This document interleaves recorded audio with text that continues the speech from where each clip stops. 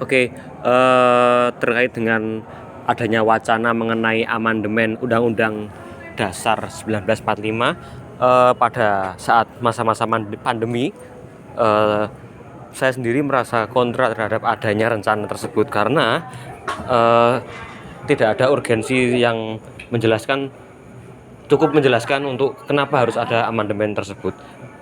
Belum lagi kan amandemen itu dari beberapa sumber, dari beberapa partai koalisi juga, dan juga partai politik yang lain mengatakan bahwa tujuan dari amandemen ini sebenarnya untuk memperpanjang masa jabatan presiden, seperti itu. Belum lagi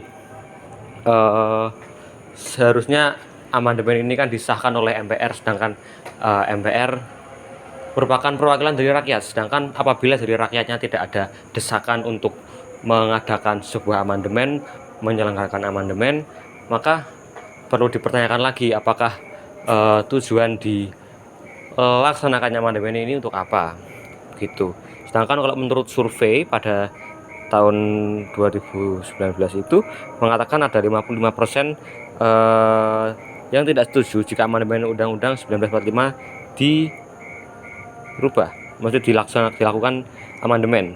Kemudian sebanyak 18% itu setuju dengan adanya perubahan amandemen undang-undang, dan sekitar 26% tidak tahu atau tidak menjawab, tidak mengerti soal amandemen ini apa dan apa tujuannya, begitu. Dan rata-rata penolakan terhadap amandemen ini yang 50% tadi yang 24,9% adalah karena konstitusi saat ini sudah sesuai dengan kondisi bangsa. Memang ya seperti tadi, mengenai perubahan mengenai amandemen ini tidak ada urgensi yang lebih krusial itu. Soalnya kan kita bangsa sedang menghadapi masalah yang lebih serius, yaitu pandemi, gitu. Kemudian yang 13,1%, konstitusi saat ini belum saatnya diubah.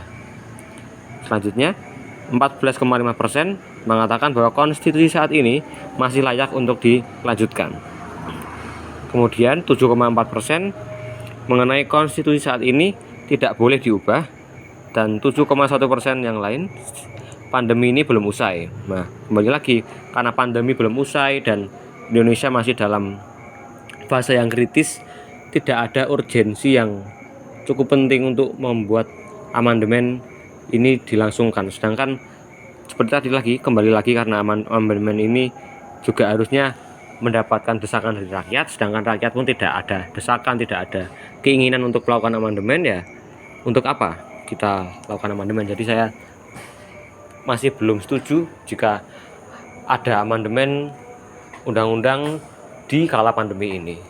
Mungkin nanti kalau misal pandemi telah usai, ada dan kondisi Indonesia sudah damai, sudah aman, mungkin bisa kita diobrolkan lebih lanjut mengenai amandemen ini bagaimana. Terima kasih.